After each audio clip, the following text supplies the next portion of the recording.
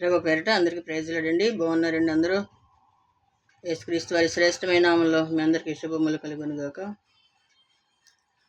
యేసుక్రీస్తు వారి నామం స్మరిస్తూ ఉంటే ఎన్నో అద్భుతాలు, ఆశీర్వాదాలు ఉంటాయి. ఆటంకాలు, అవరోధాలు అన్నీ కూడా తొలగించి దేవుడు ఆశీర్వాదాలు ఇస్తాడు.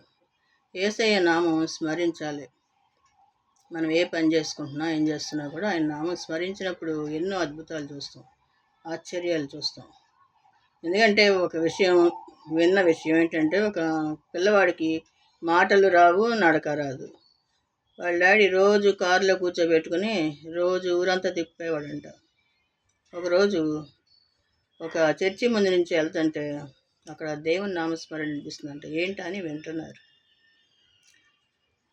ఆగి వింటా ఉంటే పిల్లవాడు కూడా వింటున్నాడు. విని విని ఆ పిల్లడు కూడా ఎస్ఐయా ఎస్ఐయా అనుకుంటున్నాడు అనేసి ఇంకా నేను దిగెళ్తా అని చెప్పి దిగి వెళ్ళిపోయాడు చర్చిలోకి.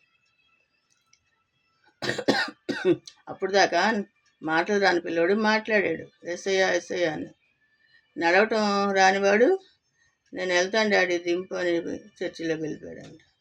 అలాగా దేవుడు ఎన్నో అద్భుతాలు చేస్తాడు. ఆయన సృష్టించిన సృష్టిలో ఆయన ఎన్నో అద్భుతాలు, ఆశ్చర్యకార్యాలు చేస్తాడు. ఎందుకు మనుషులు నమ్మటం లేదని చెప్పి ఎన్నో అద్భుతాలు చేస్తున్నాడు, ఆశ్చర్యకార్యాలు చూపిస్తున్నాడు.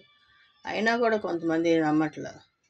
కానీ అటువంటి వారి కోసం ప్రార్థన చేయాలి మనం. వాళ్ళే తగిన సమయం ముందు మారుతారు. ప్రతిదానికి సమయం ఉందని చెప్తున్నాడు దేవుడు.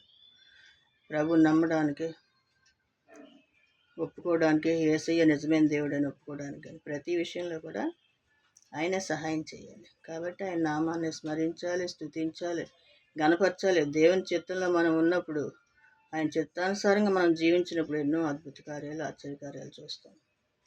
ఇప్పుడు కూడా దేవుని నామస్మరణ చేస్తూ ఉండాలి. దేవునికే మహిమ కలుగును గాక. దేవుని కృప మీ అందరికీ తోడే ఉండును గాక. ఆమేన్.